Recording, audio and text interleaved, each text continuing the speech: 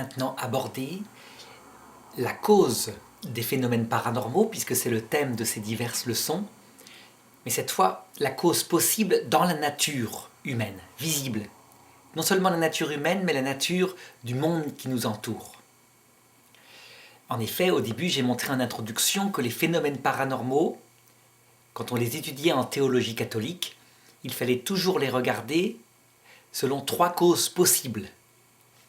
Les causes naturelles, c'est ce que je vais voir maintenant. Les esprits, c'était la leçon précédente. Et puis, éventuellement, la puissance directe de Dieu. Alors, en ce qui concerne la nature, il faut d'abord savoir quel est le fruit d'une longue, très longue évolution. Et que la théologie catholique n'a aucun problème à adhérer à ce que la science, avec sa prudence, lui présente comme actuellement certain.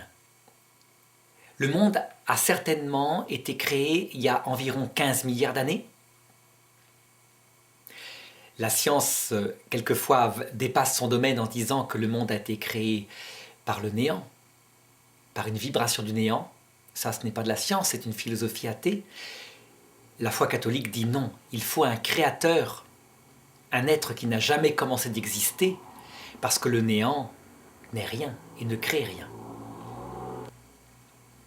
Ce monde a été purement minéral, sauf peut-être dans d'autres coins de l'univers, pendant environ 11 milliards d'années.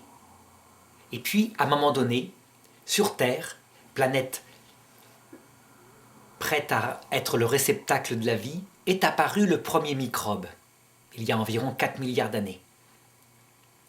Ce premier microbe, certains scientifiques disent, il est apparu tout seul par hasard. Quand on étudie au niveau philosophique, on voit qu'il s'avance peut-être beaucoup.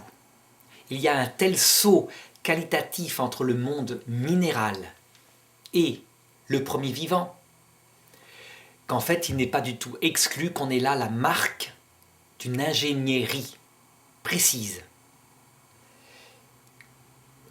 Jusqu'à nouvel ordre, quand on prend un monde purement minéral en éprouvette, on a beau le mélanger, il y a deux raisons qui s'opposent à ce qu'il donne, ne serait-ce que le tout début d'un ADN. D'abord parce que, même si des bases simples de la vie, bases puriques et pyrimidiques apparaissent parfois toutes seules, elles n'ont aucune propension à s'unir l'une à l'autre. On n'y est jamais arrivé. Pour le moment, de l'ADN, la seule façon d'en produire, c'est la duplication d'un ADN. Et ça fait 60 ans qu'on essaye. Et la deuxième cause, c'est que pour qu'un vivant apparaisse, il ne faut pas que de l'ADN. Il faut un ADN vivant dans une cellule complète. Et le plus simple des vivants, c'est un message de centaines de milliers de bases. Il faut que ce petit vivant soit capable non seulement de trouver sa nourriture seul dans un univers qui l'entoure, mais aussi de se reproduire. Et donc on voit qu'avec un simple calcul de probabilité, pour que ce vivant apparaisse par hasard, on dépasse les possibilités de l'univers. Donc, la théorie qui dit « c'est certain, la vie est apparue toute seule par hasard » s'engage un petit peu vite. Et n'a rien de scientifique, elle est plutôt philosophique. Il y a tout à fait de manière valable une théorie qui dit « non, il faut un créateur intelligent ». Ce créateur n'est pas forcément Dieu, et la théologie catholique aura tendance à dire, à travers saint Thomas d'Aquin, que Dieu qui aime confier des missions, dès qu'il le peut, à ses créatures, le fit faire par ses anges, et en particulier par les 3 ordres d'anges chargés de cela, d'après saint Thomas d'Aquin, le docteur angélique, qui sont les puissances, les dominations et les vertus. Les anges sont donc des ingénieurs. Ils se sont amusés pendant des milliards d'années, qui pour eux ne sont parfois que qu'un instant, parce qu'ils n'ont pas de corps. Donc 1 milliard d'années pour un ange, ça peut être parfois le temps d'une pensée, où il organise l'atome. Eh bien, ils ont organisé le monde en s'amusant, en créant des forces, des formes multiples de vie. Sans doute que dans la structure du monde physique lui-même, il y a des choses qu'on ignore encore. On ne connaît actuellement que 2 états de la matière, les ondes et les atomes, mais il y en a sans doute d'autres, parce qu'ils se sont amusés avec une pâte à modeler, qui est la matière créée par Dieu au départ, lors du Big Bang. Le psychisme animal, qui est apparu il y a peu de temps, il y a moins de 500 millions d'années, est sans doute la marque d'un troisième état de la matière, une matière psychique. On en a un signe déjà, au point de vue philosophique, peut-être pas encore scientifique, par les fameuses expériences proches de la mort qui montrent que, dans un arrêt cardiaque et une réanimation, il y a entre les deux une possibilité de voir, d'entendre, donc d'une survie de la conscience sensible de l'homme, alors que le cerveau est arrêté. Le cerveau est en électroencéphalogramme plat. Donc il y a tout un domaine de recherche très intéressant. Et les scientifiques n'en sont qu'au début des découvertes. Ce qui caractérise l'homme et sa création, c'est qu'il est le fruit de toute cette évolution provoquée par l'ingénierie des anges. Notre corps possède tous les niveaux de ce qui existe dans le monde. D'abord, la matière atomique, elle est présente. Notre corps est fait fondamentalement de carbone, d'hydrogène, donc de choses qui se sont fabriquées dans les étoiles au début de l'univers, sur 11 milliards d'années et plus. Deuxièmement, il y a dans notre corps toute la vie végétative, qui elle a été fabriquée beaucoup plus tard. Par exemple, il semble que l'ADN qui préside à la division cellulaire, eh bien c'est pratiquement le même que celui qui préside à la division des microbes qui sont apparus au tout début du monde. Finalement, l'ADN humain ressemble un petit peu, c'est ce que la science devra prouver évidemment, au travail que fit Bill Gates dans l'entreprise Microsoft pendant les années, la fin du XXe siècle, le début du XXIe siècle. Il avait des équipes d'ingénieurs qui créaient des logiciels. Quand les logiciels étaient valables, loin de les effacer, il les mettait dans la version suivante de DOS au départ, puis de Windows. Il se servait de l'ancien pour faire du nouveau, et ce qui était périmé, ce qui ne fonctionnait pas, ce dont les utilisateurs n'avaient pas besoin, était éliminé par une sélection, une forme de sélection naturelle. Eh bien apparemment dans la vie c'est pareil, il y a eu une évolution, l'ADN a été écrit petit à petit, à chaque fois des modules ont été ajoutés, certaines choses qui apparemment ne pouvaient pas survivre, comme les embranchements multiples qui sont apparus au Cambrien, des merveilles absolument disparues dont il ne subsiste actuellement que 4 ou 5 embranchements. Eh bien, parce que ce n'était pas viable, ça a simplement disparu. Ensuite, ils ont décliné la vie selon les 4 embranchements dans des formes multiples. Actuellement, il ne subsiste que 0,01% des espèces vivantes qui ont vécu sur Terre. Quand on imagine la foison du Carbonifère, c'est l'époque où s'est formé le charbon, le pétrole. Actuellement, il n'y a rien par rapport à cette époque-là. Dans le corps humain, il n'y a pas seulement la vie végétale, avec ses fonctions vitales, donc division cellulaire, respiration cellulaire, croissance, qui est apparue avec les plantes. Il y a aussi toutes les fonctions, ou presque, de la vie animale. Les fonctions des animaux inférieurs, on le voit bien. Quand un homme pose sa main par erreur sur une plaque chauffée à blanc, elle se retire toute seule. Il n'y a pas besoin de réfléchir. Eh bien, ce sont des fonctions réflexes qu'on remarque tout à fait dans les formes de vie inférieures, le lombric, etc. Et puis, il y a des facultés des animaux supérieurs. Les animaux-là ont la caractéristique de ne pas seulement fonctionner comme des petits robots programmés. Eux, ils reçoivent par un enseignement de leurs parents l'apprentissage des gestes qu'ils devront avoir pour survivre et se reproduire, le comportement social, etc. On le voit très bien chez les lions. Un lion recueilli, un lionceau recueilli par des hommes ne peut pas se réinsérer dans la nature parce qu'il ne connaît pas les codes sociaux des groupes. Il sera tué dès qu'il ira dans la jungle. Il ne sait pas non plus comment mettre en place un plan commun de chasse pour attraper une proie. Nous avons toutes ces facultés-là. De même que, par exemple, on remarque que les petits chiens doivent rester un certain temps avec leur mère pour recevoir une éducation de base. C'est absolument nécessaire. S'ils sont sevrés trop tôt, ils seront toute leur vie déséquilibrés. Ils y reçoivent beaucoup de tendresse, ils y reçoivent de l'autorité. Quand ce n'est pas le moment de téter, la maman chien, elle l'exerce. Elle n'a pas d'état d'âme. Et bien de même, le petit humain a une nature. Et il doit recevoir dans les 2-3 premières années de son enfance non seulement beaucoup d'amour, mais l'autorité. Et nous les hommes, parce qu'on l'oublie, qu'on a cette vie fondamentale qui est commune avec les animaux supérieurs, on a tendance à croire que actuellement l'amour seul suffit, ce qui est une erreur fatale. Un enfant qui est le maître à la maison, où il n'y a pas l'autorité dans les 3 premières années de sa vie, il est en fait esclave de ses pulsions, exactement comme le petit bébé chien qui mordra parce que sa mère ne l'a pas puni quand il tétait trop fort et qu'il la mordait. Au siècle dernier, 19e siècle, on pensait qu'il fallait souvent que l'autorité. Erreur fatale, il faut aussi beaucoup d'amour. S'il n'y a que l'autorité, on forme aussi des enfants déséquilibrés.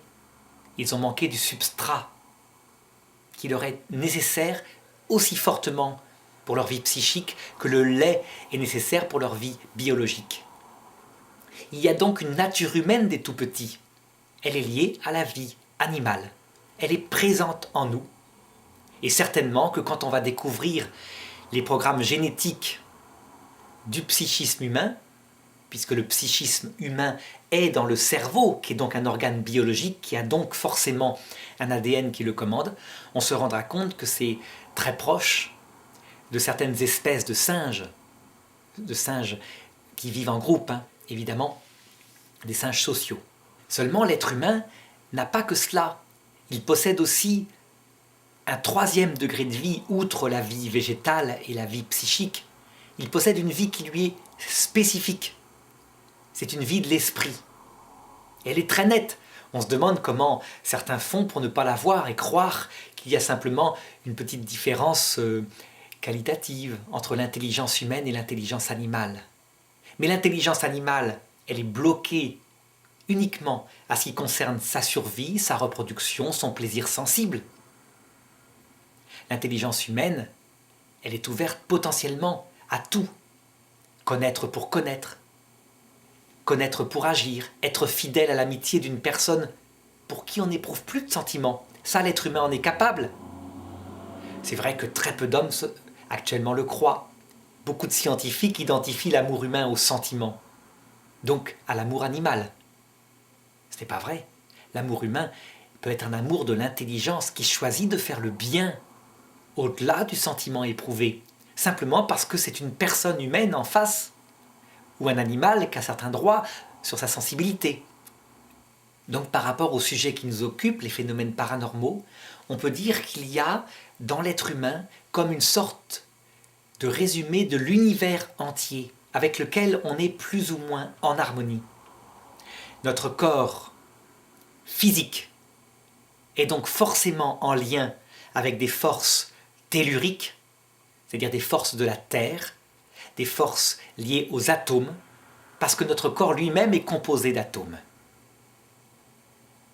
Notre corps, qui est d'ordre physique, est lui-même situé dans un univers cosmique, avec des rayonnements venant des planètes, des étoiles. Deuxièmement, notre corps biologique, qui a une vie de plante, est forcément dans une certaine harmonie avec le monde végétal, dont il se nourrit d'ailleurs, en grande quantité. Mais aussi parce qu'il fonctionne un peu comme lui. Nos cellules se divisent, se multiplient, nous grandissons, nous fabriquons de manière inconsciente des gamètes. Il y a un instinct de reproduction, et les plantes là aussi, cet instinct-là est parfois inconscient. Il ne devient conscient que dans notre vie commune avec les animaux, notre vie animale, qui, elle, a une véritable imagination, est capable de rechercher de la nourriture pour se nourrir, la reproduction ou du plaisir sexuel comme le font les animaux, mais qui normalement devrait être soumise à notre troisième degré de vie, notre vie de l'esprit, qui, lui, sait parfaitement qu'une femme, c'est pas seulement une femelle, c'est pas seulement pour se reproduire, c'est une personne, qu'il y a un amour d'amitié et qui peut être fidèle au-delà des simples désirs physiques. Donc cette approche philosophique montre que nous ne sommes pas en dehors de l'univers, nous sommes bien dedans. Et donc qu'il y aura certainement des lois de la nature présentes chez les animaux qui s'appliqueront aussi à la vie de l'homme. Nous pouvons dire encore par rapport à cela que nous n'avons pas toutes les facultés des animaux. Notre corps est plutôt moins performant que le corps de certains animaux supérieurs. Par exemple, nous n'avons que 5 sens, mais ces sens ne sont pas des plus développés. Notre odorat n'est rien par rapport à l'odorat d'un chien. Un chien peut sentir parfois des traces 1 mois après le passage de quelqu'un. Nous, c'est vague. C'est uniquement pas des odeurs très dangereuses qui peuvent nous saisir comme cela. De même pour notre sens de la vue, donc qui nous permet de voir en couleur, mais notre vue n'est pas précise comme celle d'un aigle qui est capable de repérer une souris à 300 mètres. C'est adapté à notre vie qui est spirituelle. Nous constatons par exemple que notre corps qui est moins performant possède la faculté la plus performante de tout, la capacité de comprendre comment fonctionnent les autres animaux pour les chasser. C'est pour ça que l'homme, aussi petit et faible soit-il, est le plus grand chasseur qui existe dans la nature. Après cette partie philosophique, maintenant, je vais raconter ce qu'en dit la théologie catholique, c'est-à-dire ce qu'elle dit de l'origine de l'homme. Eh bien d'abord, elle accepte tout ce qui est réaliste dans ce que la science et la philosophie viennent de dire. L'Église catholique, elle est fondamentalement thomiste, donc saint Thomas d'Aquin, qui lui avait harmonisé science et foi, dans la prudence de chacune des méthodes, mais qui n'avait jamais opposé science et foi, en disant que la science était mauvaise et que la foi était bonne. Donc d'abord elle accepte ce qui est valable. Elle a un sens critique pour ce qui est exagéré. L'Église sait parfaitement que certains scientifiques confondent parfois leur méthode avec l'athéisme, qui est une approche philosophique.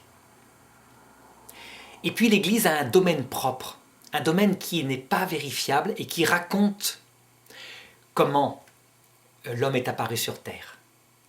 Eh bien, elle pense qu'il y a 5 choses qui sont absolument certaines dans les récits de la création et qui ont vraiment eu lieu. Seulement 5 choses. Le reste, elle laisse à la science le soin de le déterminer. Ces 5 choses, c'est premièrement que Adam et Ève existent vraiment. Il y a eu un premier couple, à la base de toute l'humanité. Ce premier couple, son âme, c'est le deuxième dogme, a été créé directement par Dieu. Son âme ne vient pas du corps. Par contre, l'Église ne se prononce absolument pas sur l'origine du corps humain. La Bible dit que Dieu prit de la terre et l'a bâtie pour fabriquer le corps de l'homme. Bon, eh bien, la science semble dire que cette terre est forcément symbolique, que c'est en fait une évolution à partir du corps animal. Eh bien, le pape Jean-Paul II montre qu'effectivement, elle a des bons arguments, ne serait-ce que l'ADN qui est à 99% semblable à ceux des singes anthropoïdes, donc c'est plus qu'une hypothèse, ça a l'air d'être valable. Seulement, elle ne va pas jusqu'à dire, l'Église, que cette évolution s'est faite par le hasard seul. Non, elle laisse la place aussi à Dieu. Quand il y a des grands sauts d'évolution, comme l'apparition d'organes radicalement nouveaux, eh bien, l'Église légitimement se demande si ça peut venir du hasard seul, ou s'il faut une ingénierie pour ajouter par exemple un œil à un vivant qui n'en avait pas. Pour ce qui est du corps de l'homme, en le comparant au corps des hominidés fossiles qui étaient des animaux, et qu'on trouve dans la paléontologie, eh bien l'Église n'a apparemment pas de problème à admettre que là, il n'y a rien de radicalement nouveau et qu'effectivement, le corps de l'homme peut procéder par évolution à peu près directe, liée aux lois de Darwin, à partir de ces hommes fossiles. Seulement, elle fait remarquer quand même quelques petites intentions qu'on repère dans le corps de l'homme, quelques petits changements, comme par exemple le langage articulé, qui n'a aucun intérêt chez les Homo erectus, qui eux étaient des singes. Donc apparemment, ils n'ont pas l'organe en question. Cet organe-là, il apparaît apparemment chez l'Homo sapiens sapiens, donc notre espèce. Et c'est parce qu'on en a absolument besoin. On a une intelligence qui dépasse la simple estimative, donc cette intelligence animale qui sert à se nourrir, se reproduire et qui a besoin d'une série de 80 ou 100 cris pour indiquer un danger ou des choses comme cela. Non, nous devons exprimer des tas de concepts compliqués. Or, il y a dans le langage articulé une petite macroévolution. C'est quelque chose de radicalement nouveau. Il y a un petit organe. Et puis quelque chose qui est de la microévolution, mais qui indique peut-être une intention spirituelle. Le fait que chez l'homme moderne, donc on n'en sait rien chez les hommes anciens, mais chez l'homme moderne, il est clair que la sexualité est faite pour être faite face à face. Les organes sont prévus pour cela, donc pour être faite dans une communication. Et non pas simplement pour la reproduction, comme c'est le cas chez les espèces animales. C'est que l'amour humain, de manière naturelle, donc pour l'Église, par la volonté de Dieu, l'amour humain n'est pas fait que pour faire des enfants. Il est fait aussi pour exprimer un grand amour qui est l'image même charnelle de cette union spirituelle que Dieu veut pour l'éternité entre l'âme et sa Trinité. La troisième chose qui pour l'Église est certaine, c'est que Adam et Ève, quelle que soit l'origine de leur corps, donc sans doute la terre rouge était-elle le symbole de primates, des hominidés, qui préexistaient et que les anges ont présenté à Dieu, Dieu ayant créé l'âme à Adam et Ève, eh bien Adam et Ève ne sont pas des hommes singes. Ils ne sont pas élevés par des parents primates. Ils reçoivent dès leur création une grâce infusée, qu'on appelle la grâce originelle, et qui fait d'eux des sages. Des sages, ça ne veut pas dire des scientifiques. Alors saint Thomas d'Aquin, lui, croyait que Adam et Ève étaient les meilleurs en physique, en chimie, en tout ce qu'on pouvait imaginer. En réalité, la paléontologie montre que les premiers hommes ne connaissaient rien en sciences et techniques. On le voit bien. L'humanité de nous, les hommes modernes, a dû tout inventer. On le voit bien dans les outils. Au départ, ce sont des outils grossièrement taillés. Puis ça s'affine. Puis on passe à l'âge du bronze, puis à l'âge du fer, etc. Donc dire qu'Adam et Ève connaissaient tout en physique, en chimie, visiblement non. Par contre, et ça c'est la foi de l'Église, ils connaissaient tout dans le domaine de la sagesse. Et la sagesse, ce sont les trois fameuses questions qui ont fondé toute l'humanité en philosophie. D'où est-ce que je viens? Adam et Ève savaient parfaitement qu'ils venaient de Dieu. Ça leur avait été dit. D'ailleurs, ils avaient la présence de Dieu presque palpable autour d'eux. Deuxièmement, la question « qui suis-je » Ils savaient parfaitement ce que devait être leur vie terrestre. Ils devaient donner la vie à des enfants. Et ils devaient être fidèles simplement aux deux commandements, l'humilité à travers l'obéissance et l'amour de leur ami qui était très proche d'eux par sa grâce, Dieu dans sa Trinité. La Bible dit, ils marchaient familièrement dans le jardin où ils vivaient. Donc ils auraient dû faire des enfants, le commandement est arrivé avant le péché originel, et les élever dans ce projet-là. Et troisièmement, Adam et Ève savaient où ils allaient. Ils savaient qu'il s'agissait d'un autre monde, éternel cette fois. où ils verraient Dieu, leur ami, face à face. Ils savaient qu'ils ne passeraient pas par la mort.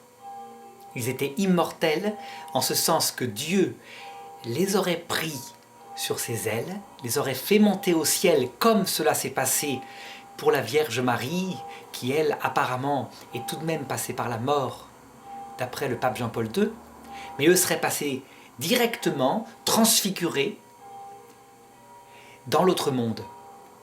Un peu comme le sera, d'après saint Paul, la dernière génération des humains qui vivra sur terre au moment du retour du Christ et qui sera dispensée de la mort. Cette sagesse qui leur avait été infusée par Dieu avec leur création faisait donc d'eux des adultes maîtrisant le sens de leur vie. Ce ne sont pas des enfants. Par contre, ils n'avaient pas l'expérience de la souffrance, si ce n'est à travers le monde animal qu'ils observaient et où ils voyaient les proies, les prédateurs, etc. Mais la souffrance, en ce qui les concernait, c'était une chose qu'ils ne pouvaient pas expérimenter par tous les niveaux possibles. En effet, Dieu empêchait toute souffrance de leur arriver. La Bible dit même, ils pouvaient par exemple se cogner le pied. Et un psaume dit, il avait donné ordre à ses anges de les porter sur leurs mains de peur qu'ils ne se blessent à une pierre. Leur corps était exactement le même que le nôtre, mais il était tellement revêtu de la présence de Dieu qu'ils ne possédaient pas les faiblesses que nous avons actuellement. En fait, leur sagesse n'était pas que intellectuelle, elle était surtout une présence intime par la grâce de la Trinité. Et bien voilà quel était son effet. Donc, elle prenait d'abord leur esprit.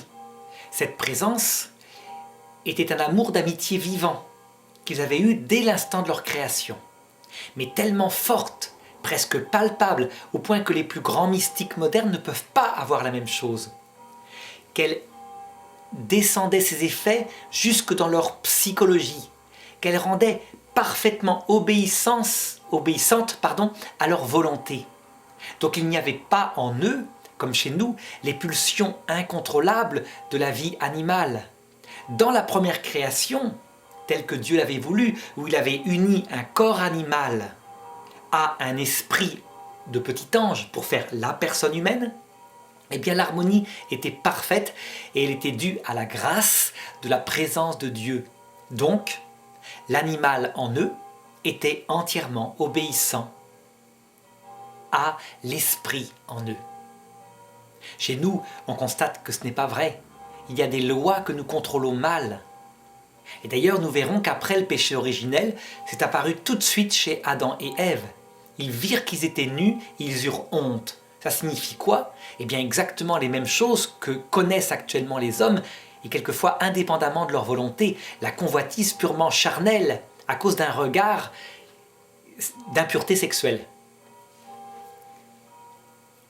Ensuite, cette présence de Dieu, toujours parce qu'elle prenait tout leur être par cette grâce originelle si puissante, envahissait aussi leur biologie, si bien que dans un monde où d'après la science existaient les microbes comme maintenant, eh bien ils ne tombaient pas malades.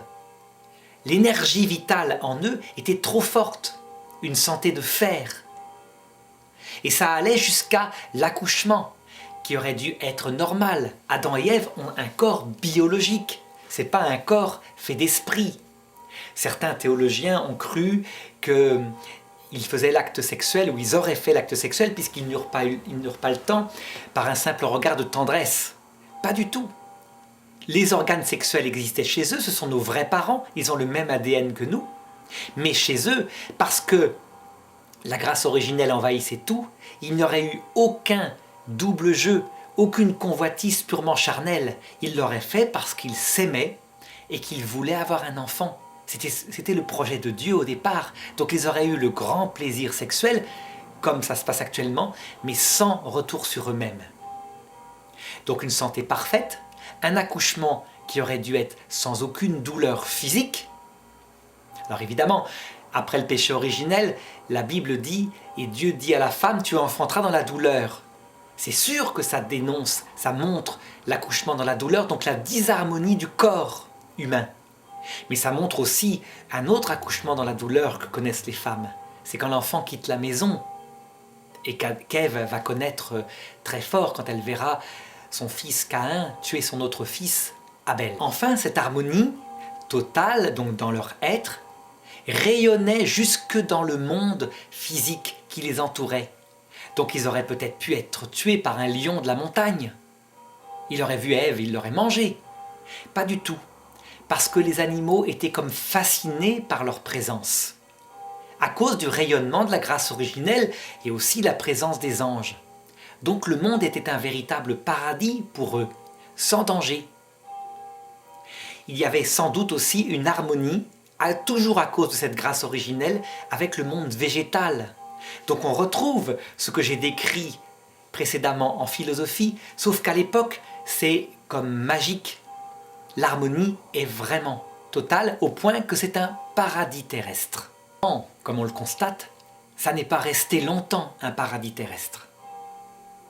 Donc le paradis terrestre, c'est exactement le même monde que maintenant, au point que la Bible dit qu'il était situé en Irak actuel. C'est le monde avec les animaux sauvages. La science montre bien que les animaux s'entretuaient. Donc quand saint Paul dit que la mort est entrée dans le monde par le péché d'Adam et Ève, il faut donc interpréter cela, en théologie catholique, par la mort dans le cœur humain, le péché et la mort physique pour l'homme. Mais les animaux, évidemment, avant mouraient et vivaient. Le péché est entré dans le monde et le 4e dogme de l'Église dit que ce péché est un péché d'orgueil. Ce qui sous-entend que ce n'est pas, comme le pensent certains théologiens, certains pères de l'Église, un péché sexuel. Mais ça, ils le pensaient parce qu'ils voyaient la sexualité telle qu'elle était chez les hommes après le péché originel. Comme je viens de le montrer, Adam et Ève, par la grâce originelle, avaient une sexualité parfaitement limpide. Ils n'ont sans doute pas eu le temps de l'exercer avant de pécher, puisque sinon peut-être un enfant serait né avant le péché originel. Mais s'ils l'avaient exercé, sans effort, naturellement, cette sexualité était pure, sans égoïsme, je veux dire. Pourquoi ? Parce que la grâce originelle harmonisait parfaitement leur être. Donc ils ne pouvaient pas pécher par convoitise charnelle. Il n'y avait donc qu'un seul péché possible, un choix de leur liberté. Et c'est ce que j'ai montré. Le 3e dogme montre que Adam et Ève sont des sages. Et ils sont tellement sages, dans le sens une connaissance des 3 réponses aux 3 questions fondamentales, que Dieu peut, en toute justice, faire qu'ils s'engagent comme patriarches de l'humanité pour toute leur descendance. Un peu comme nous, parents, nous engageons nos enfants quand, par exemple, nous décidons de les baptiser et de leur enseigner la foi catholique, ou au contraire de ne pas les baptiser et de les laisser libres. Eh bien, Adam et Ève avaient à faire le même choix entre faire que leur enfant naisse avec cette même grâce originelle qu'ils avaient, donc la présence de Dieu en eux, une connaissance de Dieu intime dès le sein, dès la grossesse, par la grâce, ou alors une liberté, c'est-à-dire l'absence de Dieu, la confrontation au choix qu'ils feraient eux-mêmes. Et le rôle revint à Lucifer de présenter à Adam et Ève ce choix de liberté. Ils leur dirent « Vous serez alors comme des dieux, vous pourrez choisir vous-même le bien et le mal. » Donc il leur dit que choisir soi-même le bien et le mal est un bien supérieur à une union confiante avec un créateur, mais une dépendance. Une dépendance qu'il présente comme évidemment tyrannique. Adam et Ève pouvaient absolument librement choisir. Ils avaient toutes les armes, puisque leur sagesse était parfaite. Ils savaient que Dieu n'était pas tyrannique, puisqu'ils le fréquentaient, et qu'ils voyaient bien que c'était la tendresse, l'amour seul qui motivait son choix. Eh bien, ils choisirent la liberté. ils trouvèrent que c'était tout de même plus intéressant et que cet amour confiant était un petit peu gnangnan. En réalité, ils choisirent cela parce que dès tout petit, ils n'avaient eu que l'expérience de la confiance et ils ne soupçonnaient pas ce qui était l'absence.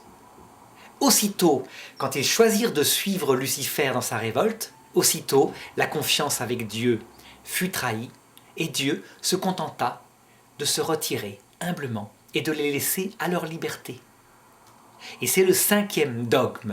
Le cinquième dogme de l'Église dit que la mort, la souffrance, sont entrées dans le monde par le péché originel, le péché d'Adam et Ève.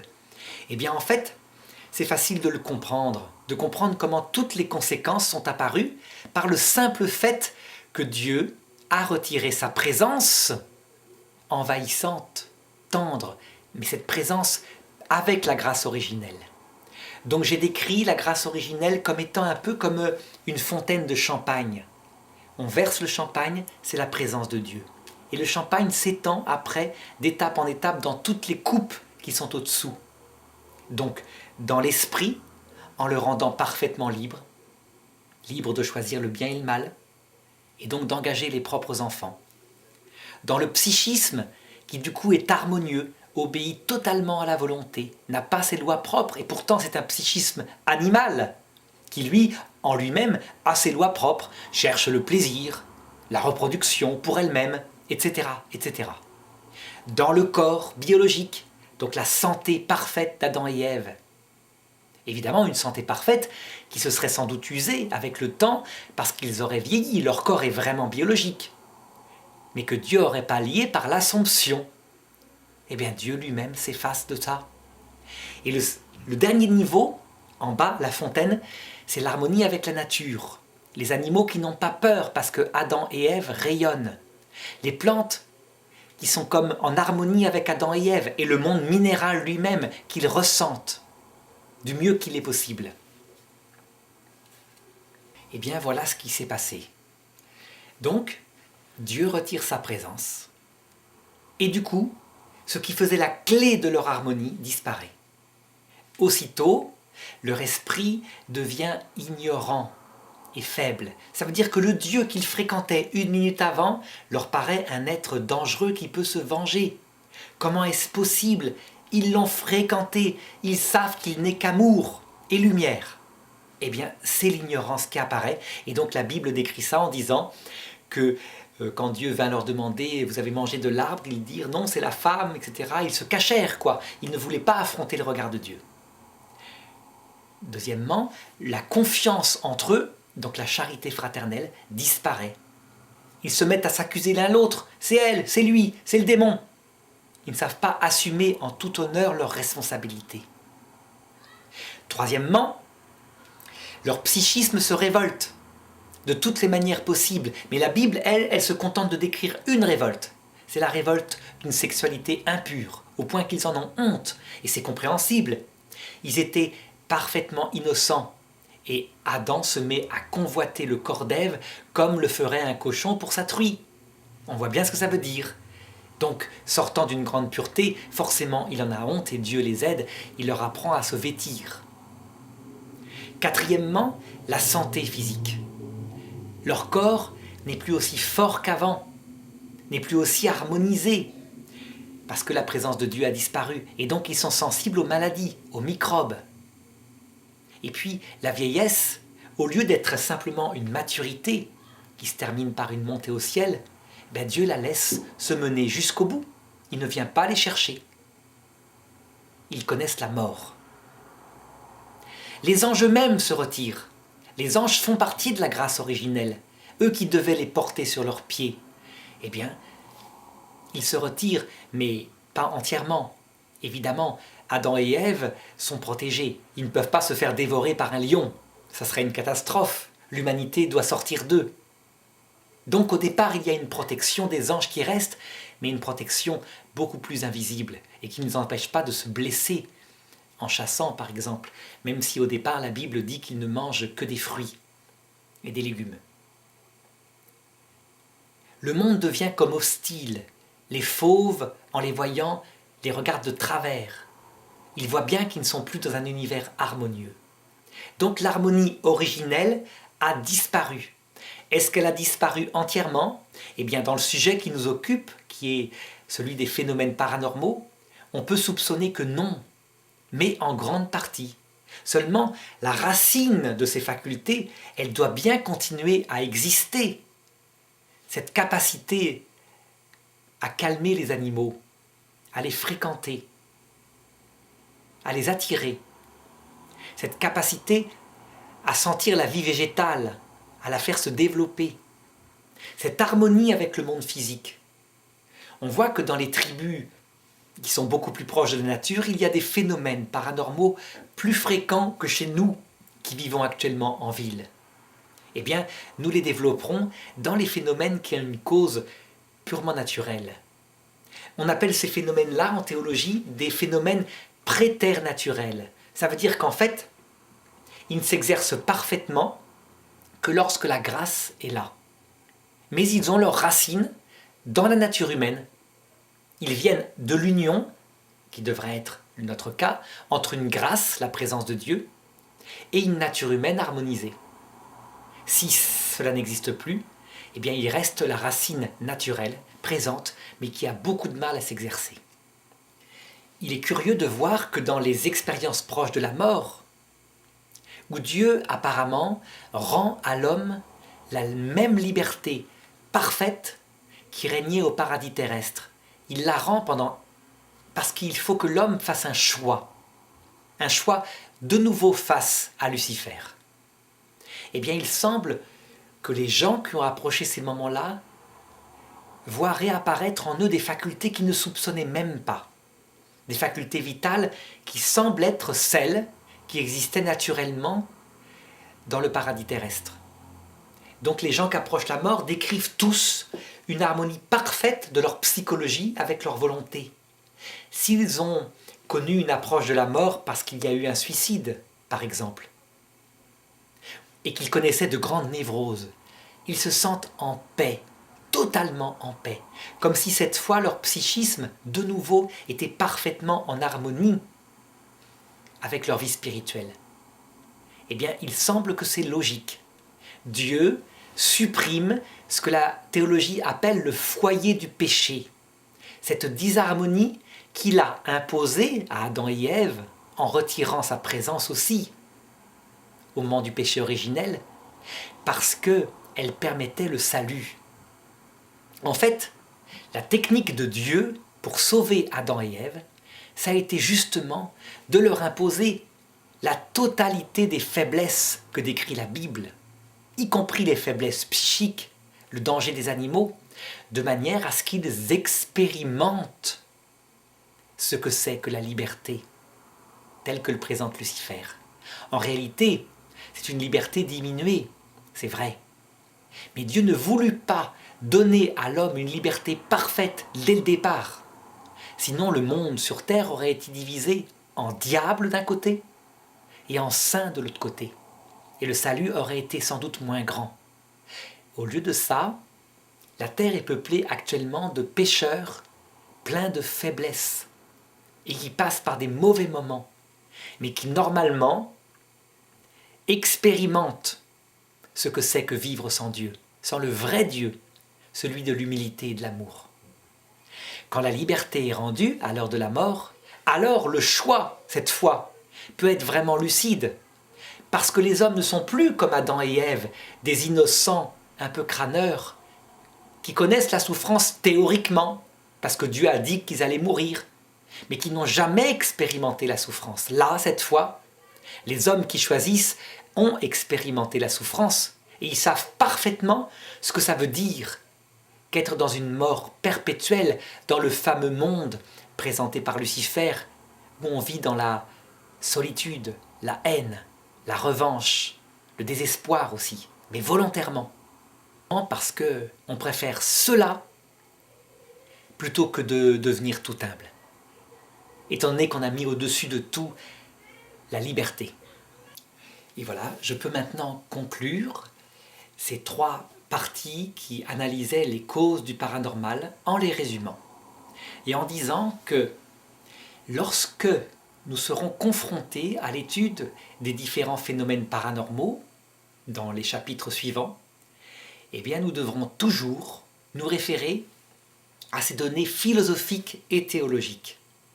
Et donc nous demander, dans l'ordre, si le phénomène a une cause naturelle, par exemple un des pouvoirs préternaturels qui existaient chez Adam et Ève, et qui ont plus ou moins disparu avec le péché originel, qui reviennent à l'heure de la mort apparemment, mais qui ont leurs racines encore présentes en nous.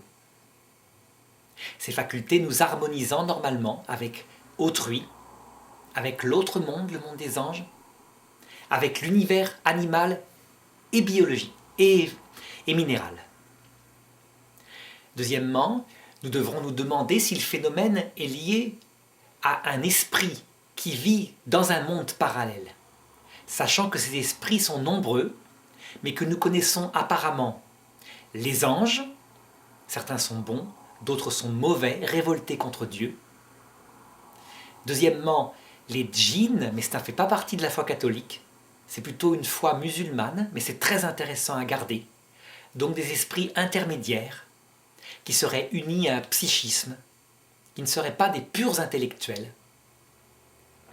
Et troisièmement, les esprits des morts, avec leurs divers états, à savoir les âmes qui sont au paradis, qui peuvent apparaître quand elles veulent, mais qui ne visent qu'une chose, notre salut éternel. Donc ils n'apparaîtront qu'en fonction de cela et pas à notre demande. Deuxièmement, les âmes des différents degrés du purgatoire. Donc le Sheol, qui est apparemment un purgatoire présent sur Terre, une sorte de bouée de sauvetage où certaines personnes trop attachées à la Terre restent pendant des années à hanter les lieux où ils ont vécu. Et puis les âmes des purgatoires mystiques, celles qui ont vu le Christ, qui restent à se purifier, qui doivent expérimenter certains désespoirs pour avoir un cœur tout humble et pour pouvoir entrer dans la vision de Dieu.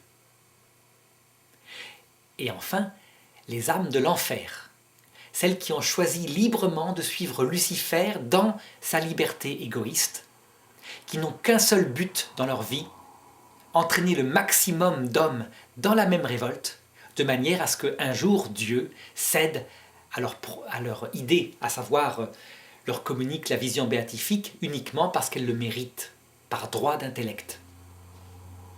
Nous devrons nous poser la question de la possibilité que certains phénomènes paranormaux soient dus à Dieu seul, le Créateur Tout-Puissant, sachant que Dieu aime déléguer, donc il ne fait lui-même que ce qu'il ne peut faire que lui-même, à savoir le domaine des miracles, des vraies prophéties portant sur des futurs purement contingents ou sur le sens profond de la vie, mais aussi la communication de la grâce sanctifiante. Voilà comment fonctionne la théologie catholique, et donc nous pouvons passer maintenant au phénomène